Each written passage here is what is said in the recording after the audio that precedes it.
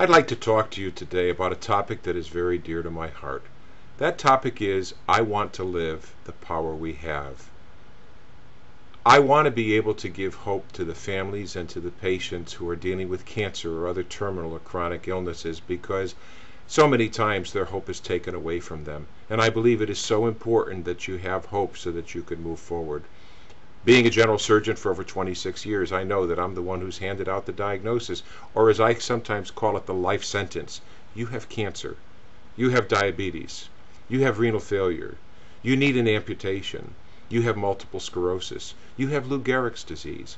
I'm the one who hands out that diagnosis, that life sentence. But I also realize that at the time that I give that diagnosis, they hear nothing else afterwards. Because the most important thing that they're thinking about is, how long do I have to live? But just being told you have cancer stops them in their tracks, stops them in their life, because they don't know what their future is going to hold, and it is such a scary situation. Anytime that there's a scary situation like that, we need to give people hope. And that's what I intend to do with this talk. And that's what I intend to do to help you or somebody that you know and love realize that there is some type of hope. There is a little analogy that I like to do to kind of give an idea of what these people go through. And you can see that I'm holding a $20 bill. And I would like to ask you, how many of you would like this $20 bill? Well, obviously, I think most of you would say you want it. But why do you want it? If I take this $20 bill and I roll it into a little ball, how many of you still want it? If I take this $20 bill and I grind it and press it and flatten it, how many of you still want it?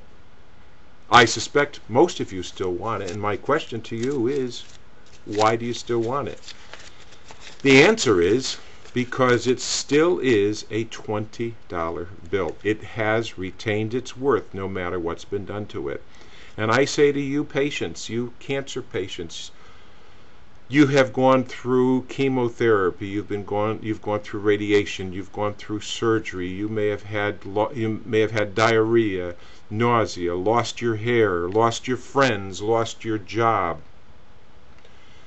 You've been crumpled, you've been stepped on, you've been rolled into a little ball, but throughout all of that, you have maintained your worth, and you are still the same person that you were before you got this terrible disease. That all being said, what I'd like to do is I'd just like to spend a few minutes talking to you about the word power. The word power, 5 letters, P-O-W-E-R. Each one of them stands for a topic that I'm going to go into. But first of all, I want you to think about this. P, power. I said before, the power that we have. It is amazing the power that we have within us that can help us get to where we want to do the things that we want to do, not just with our own illnesses that we may get, but with other things in life. When it comes to power, I like to tell the story of the Wizard of Oz. If you remember correctly, Dorothy, when she went to the land of Oz, she met the Scarecrow who wanted a brain. She met the Tin Man who wanted a heart. She met the Cowardly Lion who wanted courage. Dorothy all the time just wanted to go home. During the movie, the Scarecrow showed that he had brains. The Tin Man showed that he had a heart. The Cowardly Lion did show that he did have courage. And at the end, where they're with the wizard and they're standing in the balloon, all of them about ready to leave and to take Dorothy home, Toto runs out. Dorothy jumps out into the crowd. The wizard and his balloon go up into the air, and he's there mumbling and fumbling, saying, "Oh, I don't know what to do. I have no control. This thing is going." And poor Dorothy is left there just crying. And who comes along but Glinda, the Good Witch of the North? And as she arrives, she comes at her little glow ball, as I call it, and it landed there right next to Dorothy. She got out, and she went up to Dorothy, and she said, with a smile, she says, "You can go home now." Dorothy didn't understand how. She had her click her heels 3 times. She waved that magic wand around her head over and over again. And the one thing that she said that I really see is, "You have always had the power." Ladies and gentlemen, you have the power to do whatever you want to do. And I have seen it so much with patients. I've seen some patients who've been given a diagnosis of cancer and a prognosis of 3 months, who last several months. I've seen people help themselves die. I've seen people help themselves live. It's all up to you because you have the power. Where does that power come from? It comes from within us. You know, we only utilize about 10% of our brains. The other 90%, we don't know what it's capable of doing. But we do know that it's capable of doing a lot more than we understand. As I say that, though, I want you to realize that a lot of that power resides within our subconscious. Our subconscious is so powerful. Amuse me for a moment and try this. Take a pencil or a pen and put it out in front of you on the table. And now what I want you to do is I want you to pick it back up. Pretty simple task, isn't it?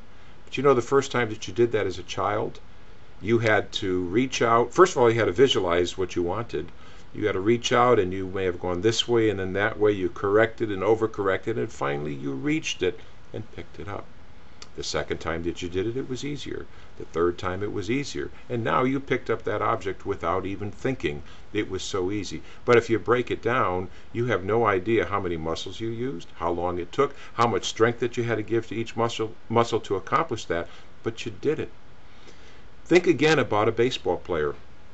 A high pop is hit up into the air, and that center fielder takes a look at it and starts running to where the ball is going to be. At the same time that he or she is running, they are calculating how fast it's going, how high up in the air it's going, and about where it's going to land. And they run to that spot. Now, they don't have any idea of how much pressure to apply to, they don't have any conscious idea, that is, of how much pressure to apply to each muscle. They don't have any conscious idea of which muscles that they're going to use. All they know is this calculation is going on, this physical activity is going on, and they need to be there when the ball lands. Now, whether they catch the ball or not is inconsequential. The important thing is the subconscious takes care of every single part of that action to achieve them to catch that ball. Ladies and gentlemen, you have that power within you. Your subconscious is a success-achieving machine, and it can get for you whatever you want. You just need to program it. You just need to tell it what you want. And we'll get to that when we talk about W. Let's go next to O, opinion versus fact. The fact is, you have cancer. You have diabetes. You have whatever illness that you have. How long do I have to live? That's an opinion. It is a calculation based on the intelligence and the studies and the experiences of the person that you're asking that. But it is only an opinion. If somebody had told somebody else that you have 3 months to live, that's only an opinion. The fact versus opinion. But you cannot let somebody else's opinion become your fact.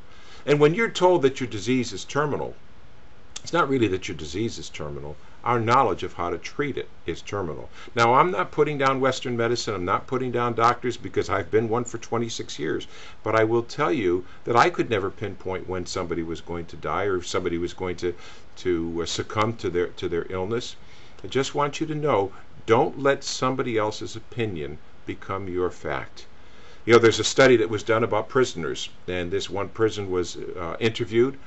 And 95% of the prisoners there said that their parents always told them, you know what, Johnny, you're not going to amount to anything. You're going to end up in jail. Well, you know what? That's what they did. They did end up in jail. They let their parents' opinion, and it was only an opinion, it wasn't a fact, but they let that opinion become their fact. Why? Because of the authority of the person delivering it. Maybe the intensity of how it was delivered and the frequency that it was delivered. You get a diagnosis and a prognosis from your doctor. Will you believe that must be a fact because that's a person of authority? It's said with intensity, but remember, it is only an opinion. And you can have somebody else's opinion not become your fact. W, will. The willpower that we have. You know, one of the things that I've always learned and I try to teach is focus on what you want, not what you don't want. Our minds, our subconscious, will go to our most dominant thought. Therefore, if your thought is, I don't want to die, what is your mind focusing on? Your mind is focusing on the death. It should be, I want to live. Therefore, your mind and your subconscious will focus on the fact that you want to live. So you need to train your mind to go in the direction of your most dominant thought. And you need to be aware of what your thoughts are. E, experience. There is so much that we can learn from the experience of others. There's a funny little story that I like to tell, and that is, how do you cross a minefield successfully? And the answer to that is you cross a minefield successfully by following in the footprints of somebody who has already done it successfully and hoping that your shoe size is smaller than theirs. But there's so much that we can learn from the experiences of other people. That's why there are supports groups. People who have gone through what you have already gone through. Why reinvent the wheel? Why not learn from others? We can learn from the sick. I've certainly learned from a lot of sick patients, and I learn all the time. There is so much that they can teach me. But we should learn from the experiences of other people. And lastly, R. Reasons beyond reasons. Why do people get cancer? Why do people get diabetes? Yes, there's some kind of a medical reason, a scientific reason why it occurs, but why does it happen to you? Why does it happen to me? Why does it not happen to somebody else?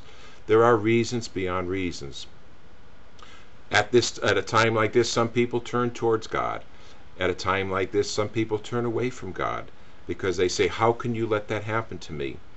Well, I'll tell you, it's a time that you really need to look at your own life, and you need to see that there are reasons beyond reasons, things that we can't understand, things that we can't explain.